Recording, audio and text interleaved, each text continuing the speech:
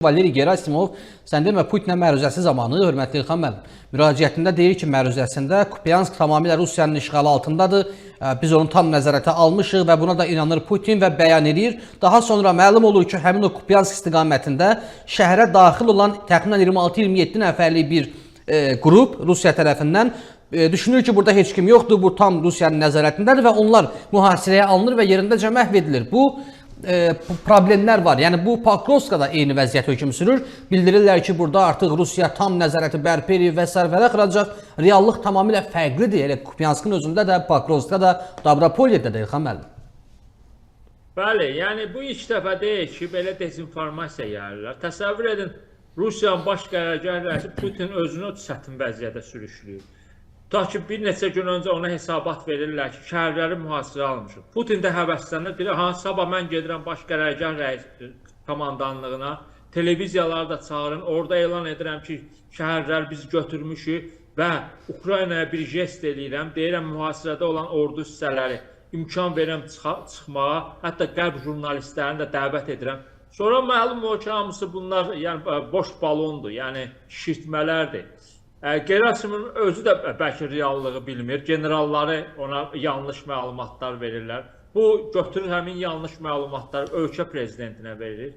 Şəhərləri ələ keçirmişik, güya Ukrayna ordusu tam mühasirədədir. Çox təəssüf edirəm ki, Azərbaycanda da buna inananlar var. Çünki müəyyən biz televiziya proqramlarına qatılanda belə fikirlər eşidirik ki, Pokrovsk artıq işğal olunub, Kupiansk işğal olunub. Yəni istisna etmirəm, yəni bu şəhərlərin müəyyən müddətdən sonra tam işğal olunacağını istisna etmirəm. Necə ki, başqa şəhərlər işğal olundu.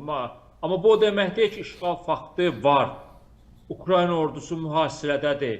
Çünki belə xəbərlər yayılanında bu Ukrayna ordusunda müəyyən qədər ruh düşkünlüyünə də səbəb ola bilər. Elə Rusiyanın da məqsədi odur bəzən bu belə dezinformasiyaları yaymaq. Ona görə real vəziyyət fərqlidir. Bəli, cəbhə bölgəsində Ukrayna ordusu ağır vəziyyətdədir. Həm Pokrovsk istiqamətində, həm Kupiansk, amma bu demək deyil ki, şəhərlərə təhvil veriblər.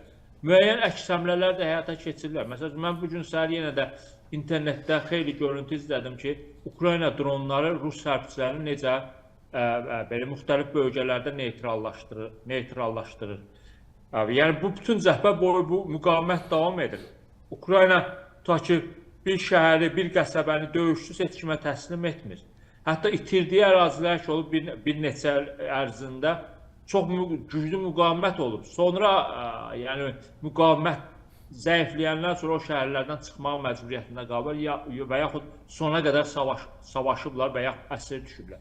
Eləcə də indi adını çəkdiyiniz bu iki şəhər, Pokrovsk, Kupiansk uğrunda döyüşlər davam edir. Həm də bu niyə vacibdir Ukrayna üçün?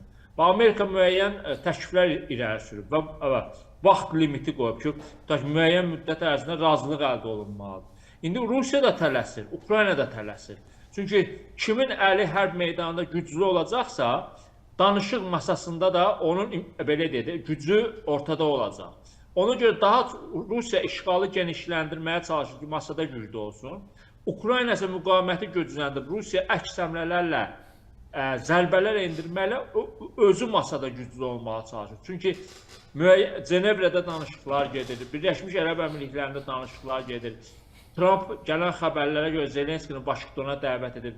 Başqa xəbərə görə Zelenski ilə bu səfərə razılaşmır. Niyə razılaşmır? Cəbhə bölgəsindəki vəziyyətə görə. Bu bir ki, mövqeləri gücləndirməyə çalışır. İki də Trumpın ilkin planına müəyyən düzəlişlər edilir.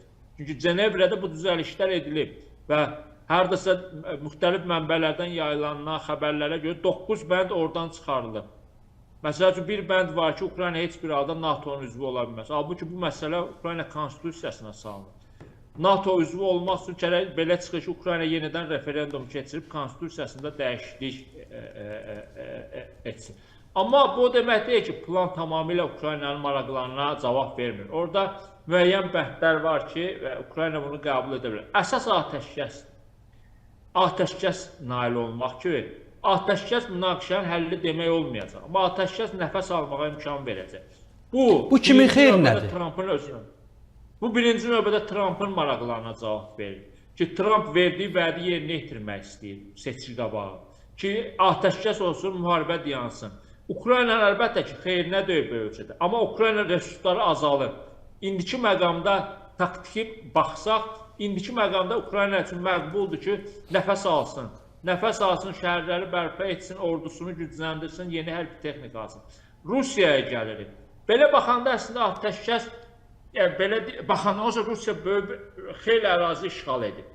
Atəşkəs Rusiya üçün nə demək olacaq? O əraziləri Rusiya öz nəzarətində saxlayacaq. Bəli, hüquqi tərəfdən nə Ukrayna, nə də özünə hörmət edən digər dövlətlər həmin əraziləri Rusiya ərazisi kimi tanımayacaq. Amma reallığı da hamı qəbul edəcək ki, artıq yenidən müharibə ilə həmin əraziləri Ukrayna bir müddət geri qaytıra bilmir. Belə baxanda, yəni, atəşkəs Rusiyanın xeyrinədir. Amma Putin çox böyük hədəflər qoymuşdu qarşısına. Ukraynanı parçalamaq, 4 bölgəni Rusiyaya birləşdirmək, imkan olarsa Xarkov və Odessanı ələ keçirmək. Bu planlarından vaz keçməyənə qədər əlbəttə ki, Putin atəşkəsi qəbul etməyəcək.